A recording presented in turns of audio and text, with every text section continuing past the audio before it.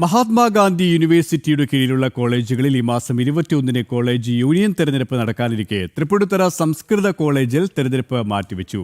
College union തെരഞ്ഞെടുപ്പിൽ ABVP സ്ഥാനാർത്ഥികൾ nomination നൽകുന്നതിന് തൊട്ട് മുൻപാണ് തെരഞ്ഞെടുപ്പ് മാറ്റിവെച്ചുകൊണ്ടുള്ള VCയുടെ ഉത്തരവിറങ്ങിയത്.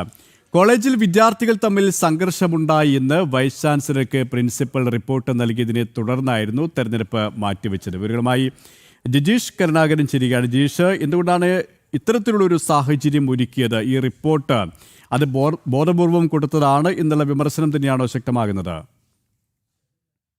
KP, ഇവിടെ SFIക്ക് അനുകൂലമായ ഒരു നിലപാടാണ് പ്രിൻസിപ്പൽ അടക്കമുള്ളവർ സ്വീകരിച്ചത്. അങ്ങനെയാണ് ഈ തെരഞ്ഞെടുപ്പ് അവസാന ഘട്ടത്തിൽ മാറ്റിവെക്കുന്നു എന്ന് മാത്രമല്ല ABVP കൊടുത്ത നോമിനേഷനുകൾ സ്വീകരിക്കാതിരിക്കുകയും ചെയ്യുന്നത്. കാരണം വളരെ നാളുകളായി ഏതാണ്ട് 10 വർഷത്തോളം SFI കുത്തകയാക്കി വെച്ചിരിക്കുന്ന ഒരു ക്യാമ്പസ് ആയിരുന്നു.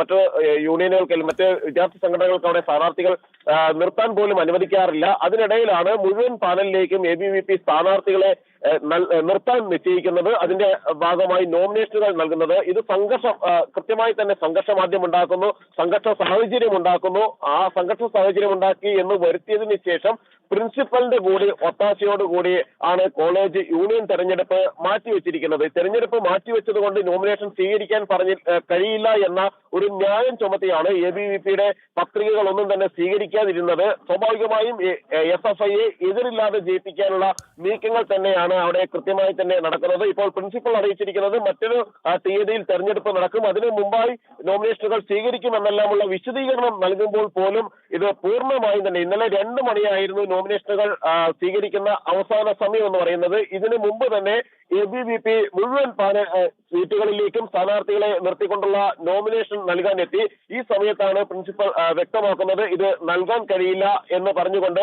മാത്രമല്ല വൈസ് ചാൻസലർക്ക് റിപ്പോർട്ട് നൽകുകയും ചെയ്തു. പ്രിൻസിപ്പൽ വൈസ് ചാൻസലർക്ക് റിപ്പോർട്ട് നൽകി. അതിൽ പറയുന്നത് കോളേജിൽ, സംസ്കൃത കോളേജിൽ, തൃപ്പൂണിത്തുറ സംസ്കൃത കോളേജിൽ സംഘർഷ സാഹചര്യമുണ്ട്, അതുകൊണ്ട് തന്നെ തെരഞ്ഞെടുപ്പ് നടത്താൻ കഴിയില്ല എന്ന് ചൂണ്ടിക്കാണിച്ചുകൊണ്ടുള്ള ആ ഒരു റിപ്പോർട്ടായിരുന്നു വൈസ് ചാൻസലർക്ക് നൽകിയത്. ഇതിന്റെ അടിസ്ഥാനത്തിലാണ് ഈ കോളേജിൽ തെരഞ്ഞെടുപ്പ് മാറ്റിവെച്ചത്. അങ്ങനെ തെരഞ്ഞെടുപ്പ് അട്ടിമറിച്ചുകൊണ്ട് ഏകപക്ഷീയമായ ജയം SFIക്ക് ഉണ്ടാക്കി നൽകാനുള്ള നീക്കങ്ങളാണ് ചില അധ്യാപകരും ഒപ്പം തന്നെ പ്രിൻസിപ്പളും നടത്തുന്നത് എന്ന ആരോപണമാണ് ശക്തമായി തന്നെ ABVP ഉന്നയിക്കുന്നത്.